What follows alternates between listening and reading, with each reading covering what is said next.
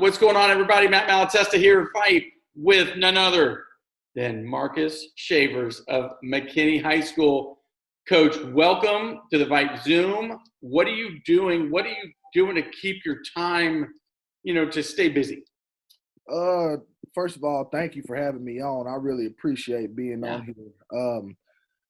Trying to stay routine is the biggest thing. We get up. I try to make a schedule for myself every day that pertains to me getting up, trying to go do some exercise. And I have a 5-year-old son who has to do his kindergarten work. And so I'm trying to help him do kindergarten work. I'm trying to get involved with our kids. We're meeting with our kids on Tuesdays and Thursdays. And I'm usually popping in a Zoom meeting with a position group. Talking football with coaches, and that's it. Cooking, Right. Just doing stuff at the house and kind of getting back to the basics. All right, so take us on your timeline. I mean, you were a really highly coveted recruit coming into high school, get to Arkansas, get into coaching and kind of paying it forward. But just take us kind of on your timeline. When did it all begin? Was it Little League that you're thinking, hey, this is going to be my life, or was it in high school? How did it all start? I loved football from the time I started playing it. I started playing my first year playing organized football. I was in 6th grade, and I loved it and loved every part of it. Loved what playing football did for you, how it made you feel, how people treated you playing this game. I think for me, as it pertains to coaching, it was my experience coming through Allen High School, to be honest with you. I was influenced by some of the best coaches that I think exist, and guys like Joe Martin, Terry Gamble, Tom Westerberg, all those coaches, Dean Jackson, every coach that I had that had an influence over me during my high school career made me say, look, I want to coach. These guys have helped me so much. I wish I could help somebody the way that they've helped me. And so what kind of culminated all of it was, I think I was maybe a junior in college. I can't remember, sophomore, junior in college. And Allen had went to their first state championship. Mm-hmm. They were playing in Houston versus the Fort Bend Hightower. Oh, yeah, right. And it was Allen's first state championship game. Well, I had drove from Fayetteville, Arkansas to Houston to see that game. Yeah. Because I was just thrilled that a school that I had left 2 years ago was playing in the state championship, and it was awesome. And I went there, and it was may have been my first state championship game that I've ever gone to, because in high school we lose in the semis, Right. and I was still pouting next week, So I wouldn't go watch South Lake Carroll and Chase Daniels and them guys win those. My first experience with a state championship game, and we did that. And after that, after I got done with watching that game and seeing them celebrate that kind of put it together for me, saying, man, I want to be a part of something like that. I saw those coaches that coached me celebrating that state championship game, and that's what said, man, I want to go into coaching. So when you were playing, what was the recruiting process like then as it is today? Because you got a guy now, Jonathan Jones, I think, that's getting that momentum as it relates to, recruiting a defensive end, defensive line. But what is it? What's better, different, worse now than then? That's a great question. I hadn't thought a lot about that, but what's funny is my godmother brought over, she was cleaning out an attic or something, and she brought over all my old college letters, and I was going through them. Can't believe she kept them all this time and was going through it. And the first thing that came to mind was just how digital everything is now. Like I had a bunch of I got a handwritten letter every week from a coach at various universities saying, hey, good luck this week against this team. Good luck this week against that team. I think the paper to pen aspect of it has minimized quite a bit. I think coaches are more likely to go into a kid's Twitter and DM them, good luck this week. Right. A message or create them a graphic through social media. And so that was probably been the biggest difference right there. So, okay, so you take over This is year 3 at McKinney. What were some of, coming there, what were some of the pillars that you're like, hey, I've got to get this buy-in from these kids before we're going to have success? But what were some of those pillars or cornerstones of your program early on? One thing we talk about is the man rule all the time. We're talking about the man rule, which we explain it as being where you're supposed to be, when you're supposed to be there, doing what you're supposed to do. And that's the one rule that we have in our program. So I wanted to get that established because usually if you can hit those things, you usually keep yourself in a good place. The other part of that is, we talk about accountability a lot. And that's probably the biggest pillar that our program stands on. Accountability between coaches, accountability between coach to player, player to coach, player to player. Everybody in our program, parents, trainers, teachers, administrators, everybody's got to be bought in and accountable and held accountable to their role in the big picture. And if you're ever going to get a program to reach its full potential. And, we've been able to do that thus far. The accountability part, everybody's playing their role. When we're asking our parents to get involved, donate, be boosters, be involved and help volunteer in various things, they're stepping up to the plate. There's still room for improvement there. But our players, when we challenge them to do something, they're stepping up to the plate. Same with our coaches, our principals, and our teachers. And so I knew if we were going to get McKinney to a place where I thought it could be when I took that job, we were going to need serious accountability from everybody, and everybody was going to need to buy in and be okay with being held accountable for doing the job. So, the NFL draft is all the buzz, There's so many Texas kids being drafted. You were close, you were in, you played at a super high level. What does it take to make that jump to the NFL? What are NFL teams looking for? What does it take? Is it some kind of, sometimes it could just be kind of luck, and I don't know. But on the eve of the draft, what are these guys thinking, and what's the it factor that they have? I think, my experience, obviously not being a guy that went to the draft, but had a lot of friends that went through the draft process. I think there's a lot of excitement.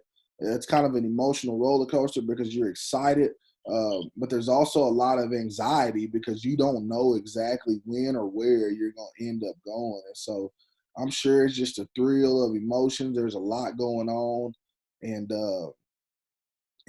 that's how they're feeling. I think those guys are surrounded by a lot of people who are kind of telling them what to do, and they're just kind of moving with the flow of things. Right. But it's an exciting time to say the least. Guys' lives are going to start getting changed, and their kids' lives are going to get changed tonight, and that's a pretty cool, special thing to see. So at Arkansas, most memorable moment, most memorable game, toughest place to play. Give us some anecdotal stories about just playing at Arkansas. Man, every year, and there's so many of them because the SEC is every week is something. We would play during the time that I was at Arkansas. Mississippi State was kind of that team that was at the bottom of the conference. They were struggling, getting going, but so we'd go into the Mississippi State game and they'd be 2-8, and they had only beat, non-conference, teams that they paid to beat. Right. So we would go into that game pretty confident, like, man, we're about to go put it on the Bulldogs. And every year, Mississippi State would give us a game. I'm talking about down to the wire, one of the most physical games. So I say all that to say the parity in that league is so high and it's so great. But when you talk about one memory, and it'd have to be that sophomore season when we went down there and we upset LSU. LSU was the number 1 team in the country. And we go into Death Valley that year. And actually it was my junior year. We go into Death Valley that year. And it was my second time going to Death Valley. And the first time we went I was a freshman. It was the last game of the year. You're playing that Thanksgiving, day after Thanksgiving game. It was a big rivalry, the Battle of the Boot. And we went there and we got smashed, and we expected to. But year 3, we thought we had a real chance, and we roll in there, and I'll never forget, those LSU fans egging our bus. And as our bus was waiting to go down into the, to park, they were on the side, they're rocking our bus. And tiger bait, they're just getting after us real good right there. And then we go into the stadium, and this is probably 3 hours, 2.5, 3 hours before kickoff. And the student section from bottom to top is packed. Wow. And they got signs up. One of my best friends, Casey Dick, who played in high school and college with me, they had signs with his name all over it. I remember seeing his face on stuff, and I was like, man, this is a different kind of atmosphere right here. These folks are juiced up and they're ready to go. It was a night game in LSU. And just how that game unfolded, it was just surreal. I remember the plays in that game. I remember just the excitement of that game. Just double overtime, thriller, came down to the end, and we won that game. And then you probably have one of the best post-game interviews in college football history, in my opinion, when Coach Nutt took it to Lou Holtz and Mark May and told those guys, hey, look, you better take a real close look at Darren McFadden. You guys are saying he's not a contender for the Heisman. You better take a real close look at him. I remember being behind the camera. Yeah. Coach Nutt was having that interview, waiting on Darren to come out of that interview so I could talk to him and tell him good game and stuff. And all of that kind of happened, and it was a lot of fun. That was probably the one of many, but probably the highlight memory of my college career. That's crazy. So now,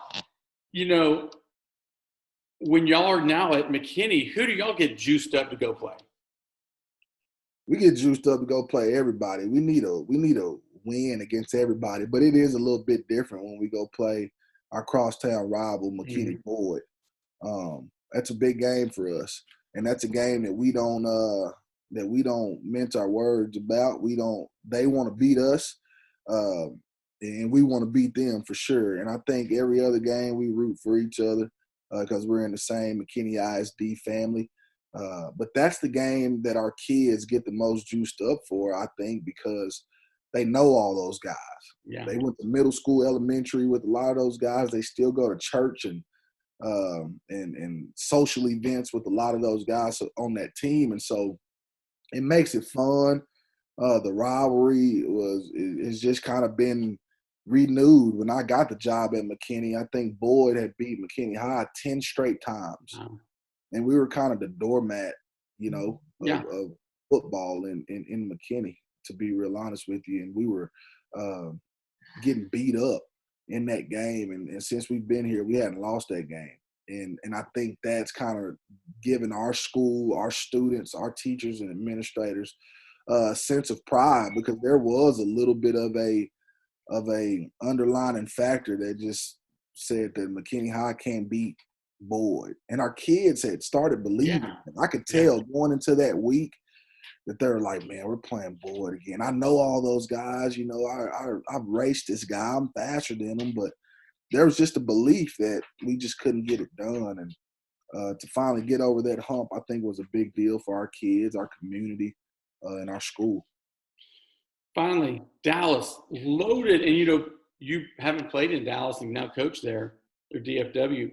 It's so loaded with so many great players. What's the secret sauce to the city? Is it starting in the youth football leagues? Is it coaching? Is it just kind of raw talent? Why is Dallas such a hotbed? It's another great question, man. And I'll tell you this. I think it's a combination of all those things you mentioned.